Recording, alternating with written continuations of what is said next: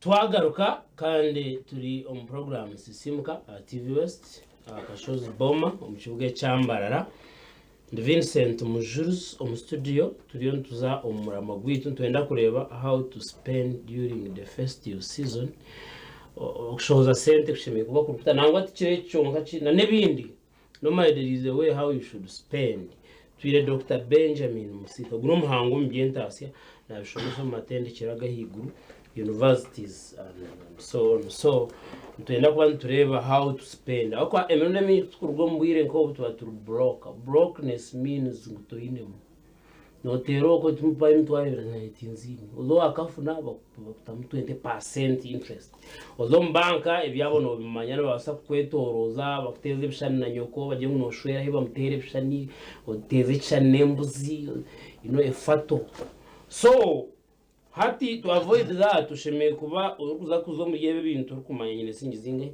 nzikoze se doctor. Yes. We normally get broke after these seasons. Yes. Bari munonga kandi amsi wari kutureba kandi wo twatere umwaka ugona gumana wataho TV yawe no shashoro mushoro gwawe no guma TV West kugira ngo gire cyo wayegaho no mukashesho mu mukabutosha oyi nico rukubasa kuyihamo abantu noje kunchiriza abantu abintu kuzagamba nabo tubara abantu abine munonga ndagaba nabanzi abo turana binemu awenchi ko kweza obargamo no ko kwijare ngo rwabara bine munonga sente ziteze mwete ziri kugira ngo zira pattern kugira ngo obeno omanyezo ine nyinji ari umuntu okushanga inenteze na kamama tijere tanka magana 5 gar consistent umwaka gwona whether it is on Christmas or batara Christmas agama tena gumana agakama nangwa na nicuro chukuro kugere kuzamu abayine mu bunume nkamakumyana babushoroza babutwara bayijowe bampa miliyoni kana 5 ninga 50 yazitwara azita bank kako bana shozo mu biro bikuru navuga abana be nabatwara beach ari umunywano wanje family mwe na twasere na batimba baza United States baza kuri recyo chukuru entasye yabo ninga shay bashire nobwa kutembe nyunya akatemba first class akazaheru akatwara family yona isente ze kunuya akunka fraction kache a sente zaini so ababo tukubagambire je story ziriyo nzagamba ite turiyo twenda kugambana na aba kugira ngo bo tuba kurya 13 narashanje buri zo ningira ngo iyi program ne bakora munonga kusinga na categoria aho kuba category nke yitwe kare yindumu no basa kujoti ntunjiro mushara gwarga Bishop Stuart gwarga Mbarara University gwahika kwanjaha nashara mukosi za Bishop Stuart zonga Mbarara University tenazkwataho nagira ngo za kunda byo mu January so kimbe ni nkora budget yona na itwara kugira ngo ni nkora na Bishop Stuart yonka emba byone bimbe ni spending family biha kuzo ko bareba bazeyiro kabahereze cyo wabaha nuko zise sente zo mu rumogumu kungiyo boyine nkugwanje ni kugumera munonga so nojoye bari rota kuko boyine assets zawe n'ibintu byawe biruhu nimbaza kwimukangire nti mukuru wanje nguriza kanuma ka farm on sente ente ninka sente this is something you can easily turn into liquid so ogo muntu nantu batari category yo kugamba Christmas wagera bamota aba bantu bara mu karasejo so abantu abutaza kugamba nabo arahamye Uganda ariyo mu cyaro hazo bwari mu cyaro na inentasi yempora harumye Uganda ayino murumo sararene ya miliyoni omu economics nshoma batugira ngo umbantu kumanya ngo umuntu no mworo no bwawe no mareba inemo as long as washanga ngo sente zo spending aha byo kurya food expenditure takes the largest portion of your income, you are a poor person. Umusente zo rukora wana ukora miliyoni emwe tukashanga ngo ukora kuza kwetorana na family mu burya 60%. obuchweka nk'agarigana nozo sente z'orikuteeka byokurya nitukweta omworo mu economics kuwabe nokora miliyoni 10 konka miliyoni 6 no spending byokurya nitukweta omworo ate ebyokurya nshemekwa nimbiye ebyokurya oshemekwa nobirya konka ngu ito mu economics kugira ngu osheme kuba no Rwanda kihango kugira ngu ebyo esente z'orikuteeka byokurya nizitwara percentage nche munonga asente z'orukora mbona umuntu akora umushara gwa miliyoni 1 ashemeye kuba nakosa percentage yazinga habyo kurya azini wabara miliyoni ito kuza kuma ngo ine sente sheme kwantu kwata ngo food expenditure sheme kuberi nka 20% ninga kunganyo ninji reducing ejesha food expenditure anje manyangu mazima okwezi kwa tenarya 10% of my income sente zinateka byokurya so the bigger the smaller the percentage sente z'orikuteeka bintu by'orukurya nuko tukubantu kumanya ngo hatwatanga kugeramo Mujurizi wane ejo ukakora miliyoni ukarundana all the income za ukashanga utanasya miliyoni 5 kwezi konga nkaza kubuza family yawe rire byokurya bukwingana cyo ukangira ngo miliyoni 2 notina nyantu Mujurizi toka beirije nichi kuboramo family yone rire miliyoni 2 nubo kuba nosigaza miliyoni 3 ituitu as long as the food expenditure percentage nairenga 10% tubantu mangu nichi kuboramo abagiga bono bakikare vo kushangana barya 0.001 sente zona ko kubara sente za ineza rukutasyo mu kwezi atu muntu yana kwaranka miliyoni nka 500 kwezi ukashangana unka family yene barya miliyoni 2 hatu wakwata miliyoni 2 ukazigabira miliyoni 500 nakasente kache munonga no shangere 0.1%. So you ndio niza kugamba niwe ni uri kwimuka kora miliyoni konka family no gitame mutwaro 8 hata ukora miliyoni 1 konka no rye mutwaro 5 ninga shikogire kushoza umucoro chikoromo washanga ngwa baraza tabarna bina ito witu tukatumanga nebiro ikene cyo cyo kubaga nyumazi y'abataro kahinduka yo ni wahinduke you think it also change bo bari yo babagana kana abantu batweni binvestingire nyama tukazikora tukatushonderente man ko bari yo bakora yo ni wahindukire they are still doing it ati ndio ningaba ni imwe barya ababutere bigombe by'enyama mwine bataka mwezice umuryaho ndiyo mu kigombe cyane kuwe muko kashanga ngo uryo mu kigombe nkecho turiyo tugamba niyo how do you spend money on bwire nkoko iyo wamtasi yampora iyo urya program ya mze ya 4 modo iyo wagenzera ko sente za parish development modo iyo unashanjira gumbora nayo mwana go operation wale tukugesha kweno manyangu government ekemuka yagera ku yakuyamba ho nyonkanje government okunyamba nokutahuru guteka tose cyurite government nkwe kunyambetyo konkiyo rukomangu okatera hora yino rukuza kuza kwata sente za parish development modo ukadirefti by'umwani niwe ndio ningamba ne yo waro mango ke sentezo urra kutsema kwantu trabo mu Christmas age aho ke bino ninkugambira ninchira kushomese byenda kozere ikinte tinda kugambire wakombeke kizimba street oshimuko uryo takatenga chara revejo waka kugamba umuntu ashimugana yambeke kizimba noza kwetondisho konka wakungambire jere ife inarabiremu iyo kuti ayo kushanga hata bariyo batekenya mana baziteko mu groups tuwamba achenda tuwasharara echecho hata niyo turiyo tugamba niyo oshimugana urabo to mu Christmas oshimu kufunde chance ukafune nyama let it not be an excitement saba kirike kintu cyakwiho mu mbera ukenda koreka abantu muhazaniwe twire no koroma akagona iyo mwana arafuterece yaragera hero egiti yo shaha yo koreka abantu tindekera hero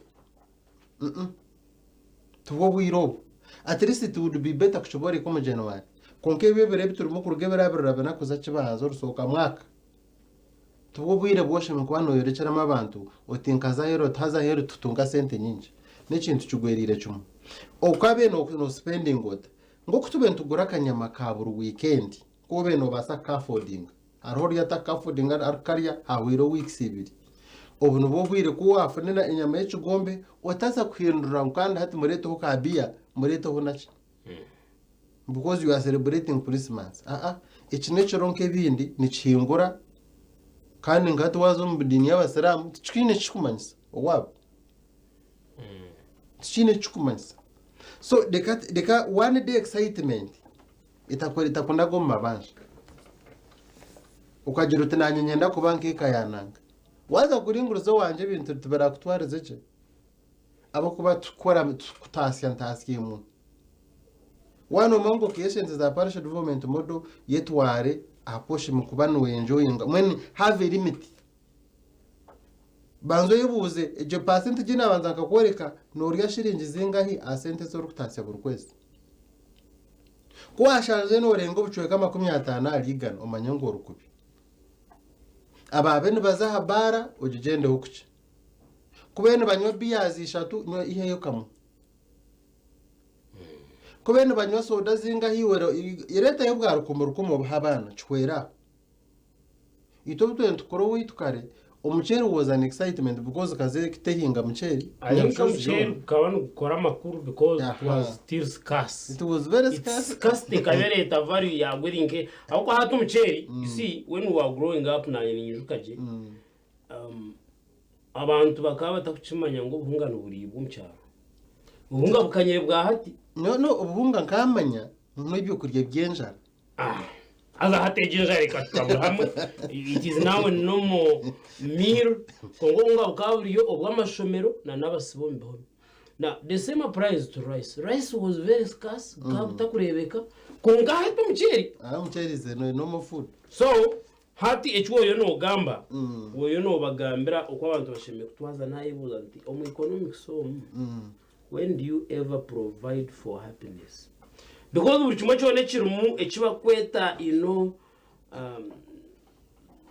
attaining happiness noreba an economist will always dodge hata yebuza like at what point do you like say ahubwo no kuronda Elon Musk atokambuza hine byakurebeka ngata gukora he sold all the homes in California the man sold everything akana ajyango asigize nyonyi nabwe kwenda kugira ngo yune saving ubwire and this is the world's richest man recently Forbes nemukutwe ndizo za Bloomberg index currency mu ranking as having a 400 US billion dollars so konka in economics no solo to sadists you don't get like no the challenge with us in chimwe chimutakureba we don't live for ourselves you live for who? We live for the next generation economists yes wareba ngo this is a true economist no matter what muzee akabagira ati I'm not working for anybody I'm working for my grandchildren. It is scripture. Chernom Bible Bajangu, a wise man leaves inheritance for his grand and great grandchildren. Now, that is the mind of an economist. Kujerangwe, if I grew up in poverty, there are heavy intervening for going. Mujurizi, honestly speaking, nina ability yokurugaha nkaza ngakwata family yanje nkagira nti mwijetu zo mukwinereza best marebero bishatu. This is the smallest trip kari kwinereza best ugende tumarebero bishatu. Konka ndiyo ninyabuza kinije abana bakushoma January mbaza kubabata because I must secure their future. So akasenda kingo zirati de kanka bicire kugira ngo January ntagira financial stress. Buri yomo wena kurya sente yazimara omu January cancer ni yongera.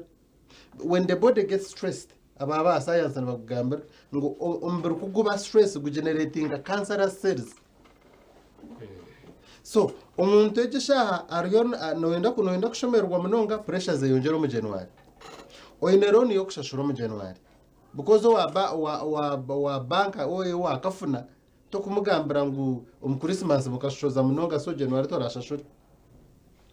Koruko bari mu mbera nkejo nogera no bakweta you postpone your happiness at a time ni wohikinka bari abantu noze kujya shikinka banta bashiri tar hoshi mu kubano imuko ke wamasiko nyowe kari mukagamba arukwijaha no basa gunde bonye gombe but one time kani nkore 5 burcho ndukuma ndi askari so me I believe an askari can be better than me arukwate mbonda hero hari kinkuba nindabaho ntabwo I give them so much respect because I went through their job imba nimanya okubasa kari nkimanyi seki okukora 15 mu kwezi bakakwa 15 nkimanyi seki. But how do you add more income to ensure that uno bwakuruga hari ekintu ekyo wayongeraho nyoni nyujuka ngu kanaabenzire nka mubuzi umuntu barakushashura after 6 months nkanta taho mukanka byama I started making daddies njiraho kabuto kanje siko buca echuro nkandara ni packing daddies nizen supplying canteen zishona. How do you ensure you are adding an additional income? You don't tukubasa kwensure kugira ngo oreba abantu aboryo no gukora nabo ngo yetware muri yarenguruma because Mujurizi ayi wakurire tubona akurire. Sometimes n'abantu abakore babo mu bajyango how did he make it to that level? Baza kureba background yawe. So how do you ensure ngo bagumene bebuze echo? Note ko kore ibintu abandi bitakora. So you when ojirangu it is a time for excitement. Are we sad as economists? No. Each trillion to gamba, trillion to jirangu kuwaze kushemerwa tashemerwa nka Benjamin.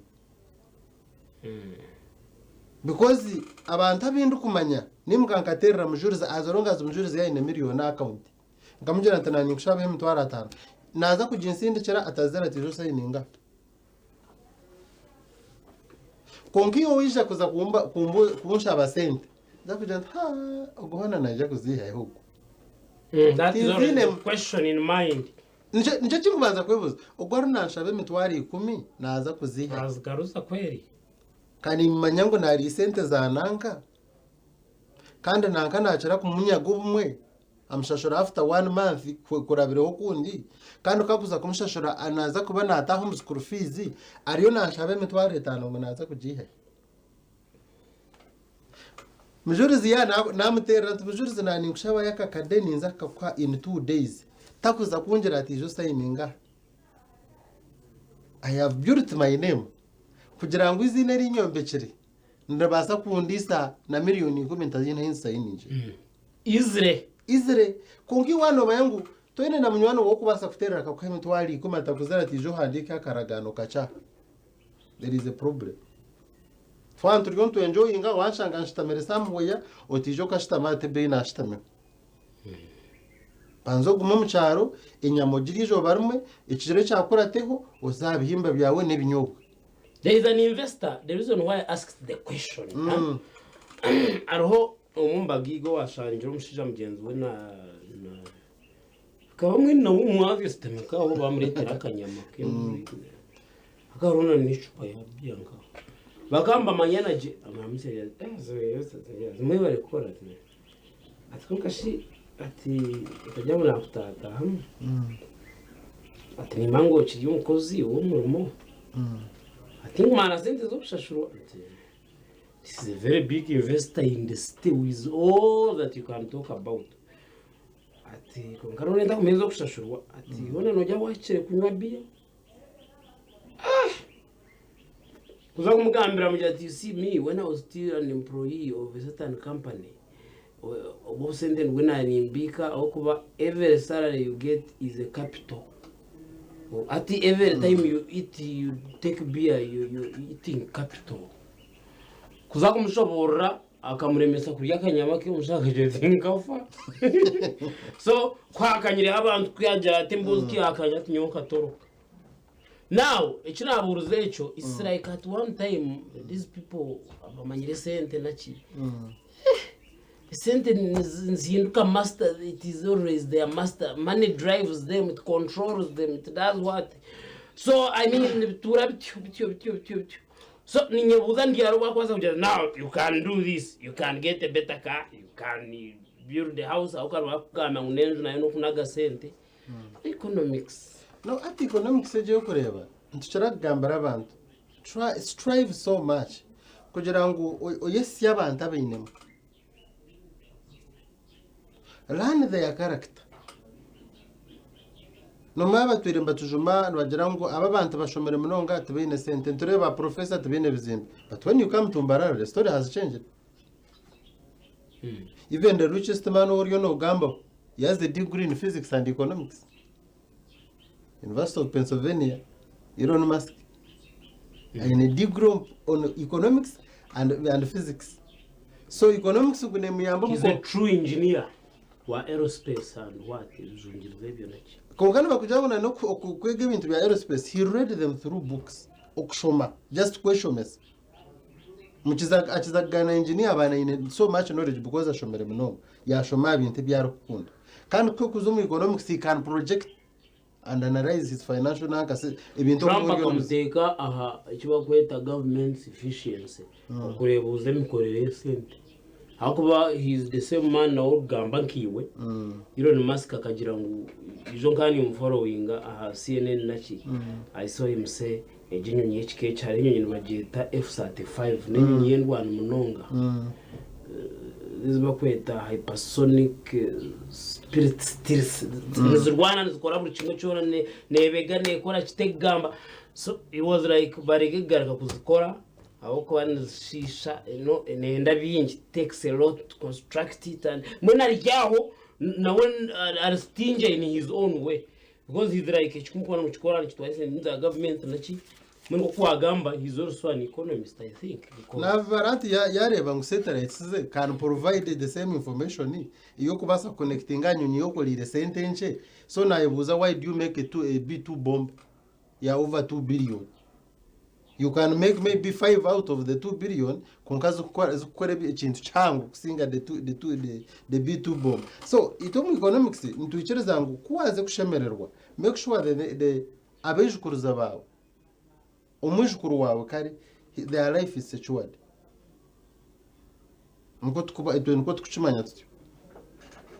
You better sacrifice your life and become a sacrifice for the next generation and set a foundation.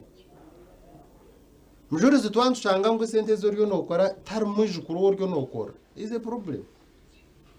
Bamba no biyanche ndonyoka mota. Bamba ete bucket yobe wanyo nakamoka nyoro muka ngwe bucket ndine banyaro banyere bagambere bintu bakomba why saying this thing ndabantu banyoro kandi yo nyabuza no byihaye kandi researcher marketing gabasa kubadambe researcher bagira ngo banyoro bucket bana betabe bucket iwashanga ngo ibyo ryo nokora byona you are working for the children you are abana boze yire no boryo nokora bamba nyo bicupa bibiri yo kwateka motahe one okanywa bitu. But it would be better not to take it. Why? Can't no kanywera. You need to have a sober mind 24/7. Mind ya ukabe neronda opportunities ni cyo ogumuntu bunagamba nawe what can I learn from Mujurizi? Mbakugira ngo buri mukazi wena yashwirwe Elon Musk. Akamuyo idea which he invested.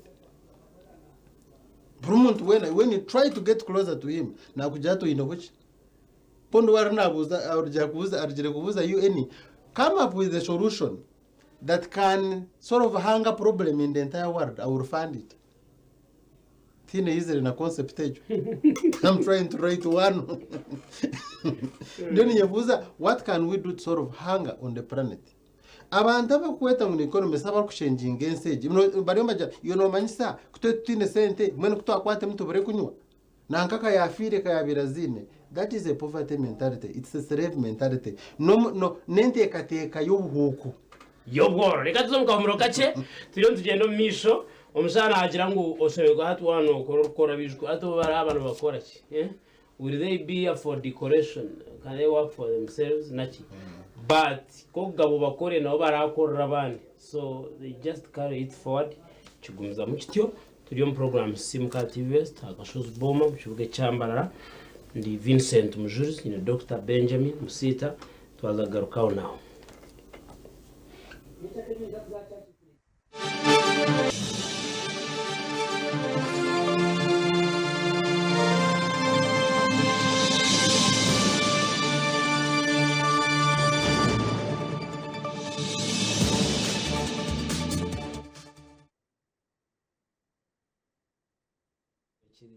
Sisiimuka TV West Vincent Mujurizi Dr. Benjamin Musiita cyaje no misho ubwo umuntu uri natureba yataho TV ari kwenda zo mu kiro cyukuru konka in expectations abamwe tibine sente some barino bazaguza kandi abinemu zibine nibaza kurugamba batazine twantugambira umuntu ordinary wa burijo umuntu wa burijo rega icyo bakwita public opinion.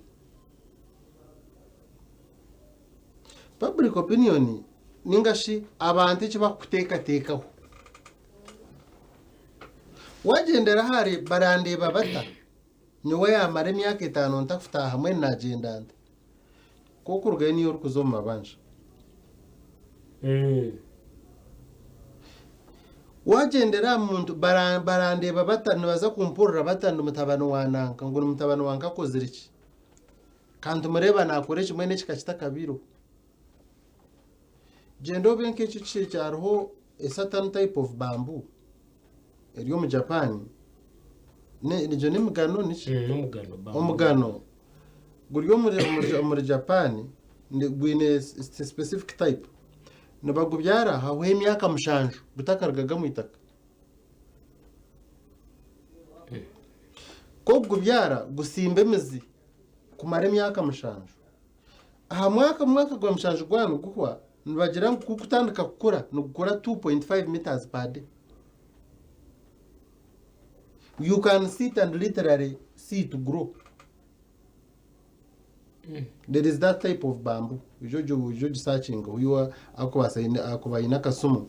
Ogwo munanko muganogwe nukura 2.5 meters per day. Gweza ko bamaringwa within kandi ngu stem yago ne very stronger within those few days.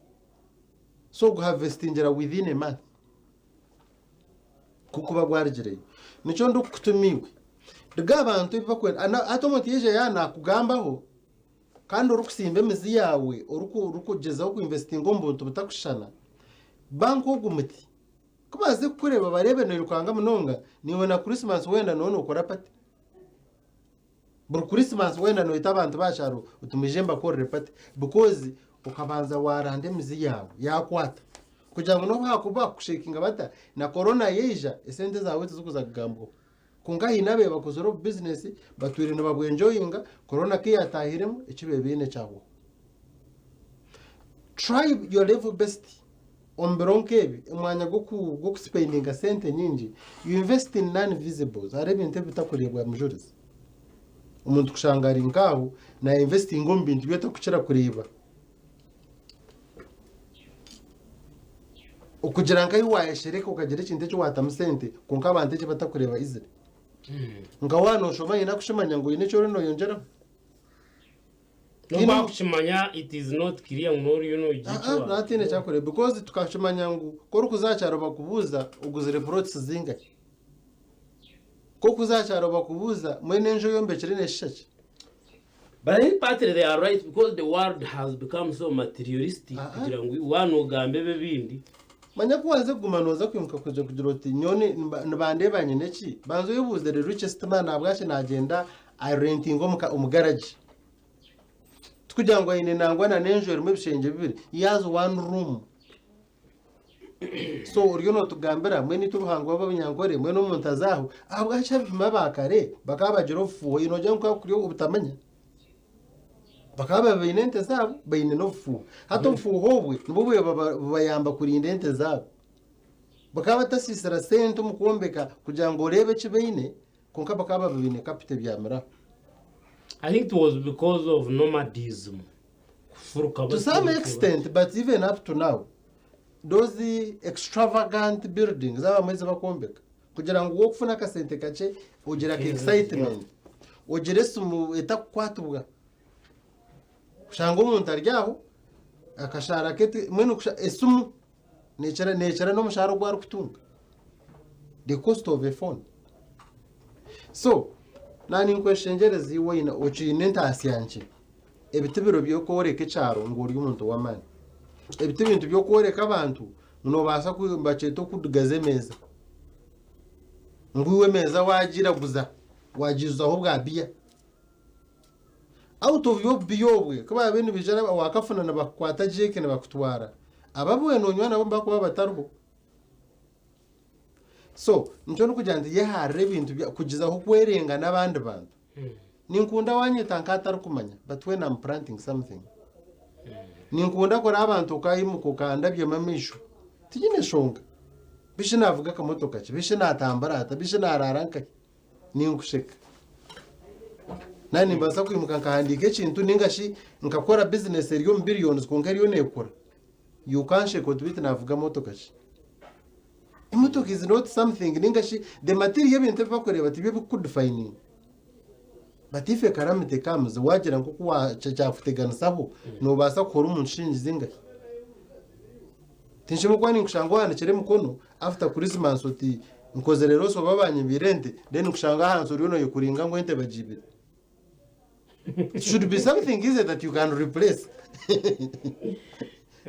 No shanga umuntu yari mu Christmas konkana aferwa kanyana kamwe then arabo mbantu ko arana abagambere nyina ekwefire ashifire ko tukuje yakuba yayigana then abashobeye note ko biya munana ameza no yero kabantu ngwinemo waferwa ente ningembe zakashanga uryo kwa salamu tuwe ukagera umararo mbebo kweshwe ko ngwente yawe yafa obe no mango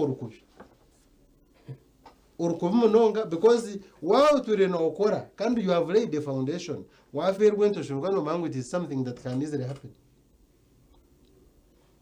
orya hamurumo mushejo momo umuntu akushomesaho nangwamba mweta Professor Nixon nanka vice chancellor wa master akanyegesaho deputy vice chancellor in charge of academic affairs akanyegesa ikintu in 2016 yagera tuwo mazire emyaka mukaga hamurumo ukashanga ngutoyine an equivalent ningashe kintu ekikwereza sente zo rukora murumo ngo gwenyine atobe no mangu nosha urukubi yetera mu kifuba ugiro ati Ndyamusiimanta ko abene ja Mujurizi ukakora miliyoni imwe ukwezi bakajukhereza wamaraho imyaka mukaga ushimukuwe ne akantu ko kutandikireho karukhereza miliyoni ejo kugira ngo nyencha kare buyi mukabu ko je company ti yayo nchakare to akushanga utara vision group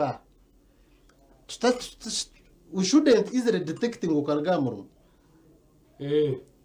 ushimukuwe no kumza muno vuga motoka yetu novuga na pchia ukumeno juvuga koko beno juvuga byombe no basako bukosa ngoko kubinta changinga on under normal circumstances konka barara bakwihira mu rumaha nkashanga uti imotoka njugurize hati ndi akagari kibache bemjurizo okaplaninga kubi okay you should have an equivalent so what in shintu yuoryo kosta mirokwe oryamo rumono gukora konka tukimuka gijo banaramwe okatandika h'ikindi kintu cyukwereza sente zo rukora mu rumogo do not Christmas age ndashanga utiro bucupa munana muryo no munywa no bano no nyizi ya society yakuzeire kandi hangere no rushwazi you are a disgrace to yourself and to the society. Benjamin ebyo bigambo they are not easy kogaruko akire kitu nkagera nikafunda ati twaza kurugayo kwe rondo kora ahenderera n'abantu batureba twaza kubantu tuzomukiro kikuru we shall come back here after Christmas ko kiro mwaka yo twere no tureba tukusemera aho ruhanga munonga tishintu cyoro bukushanga ngo message yitukutera ni abantu ninjara ko babugana bagira ngo umuntu bamanya of course rwenge ni bana bamanya rukumanta kubamanya konka amahambe nafu kugira ngo naho rukunshanga hona ni nkushikaho tuganira iwaho ryo kwe geza ho munonga shemererwa gendo celebrating ngo kuzarwa kwa Yesu konka waba kwano shemererwa gumano ijike bigambo bitwaganira bukuyambe munonga kandi ntukusima ho munonga tukusimara hanga tusima vision group gumane twakagishantu vision tugambara habantu nyoni nye nabenyine tabaze nkahembe tara kunkeke tahishwe kire chibo nkabashomesa bamwe batahe banje konka this opportunity kushanga vision group netweta kandi ohereza opinion yawe abamwe bajihamu cyo mugasho abamwe bagere bumwe babidisinga konka bamwe bakuvugorana bayamba munonga nabamwe bakumpishira bakantere somo I can show them ndiyo muntu arkwegesa ikinkozere okay chinte chitakoro magara ganje tinde kushegesa mwebare munonga yabare Dr. Benjamin Musiita mwegesa economics of universities kandi okwiza kwegesa okuhabura akwatene enshohoza ushemye kushozota iwe oryota abo kokoro ngo kushemye kudetermine gukora shoza cyo wachetegereza ngenda kubasiima n'abanyabugumenu batureba kandi all through tuire hamwe mu program age no mu program z'izindi activities nimereze cyo kikuru kirungi of course even after Christmas mbendeze umwaka musya murungi mwebare program z'izindi zazagumizamo kaburijo mukama turinde twena twagarukira kwakira ecweke kindi program ya Sisiimuka yeza kukomasha ishatu kaburijo musibeje